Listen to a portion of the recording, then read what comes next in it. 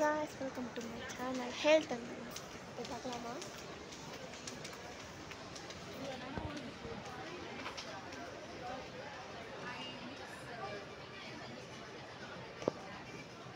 Varieties of nail polish.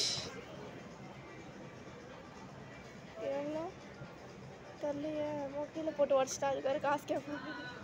கண்ணாடி மாதிரி இருக்குது. நெயில் பார்னோடு வா 10 ரூபா தான் வாங்கிக்கலாம். ஆனால் 99 டவ் எனக்கு பிடிச்சதாச்சு. டவ் எனக்கு பிடிச்சது. நீ என்ன சப்போஸ் பண்ணுவீங்க? நான் டவ் தான்.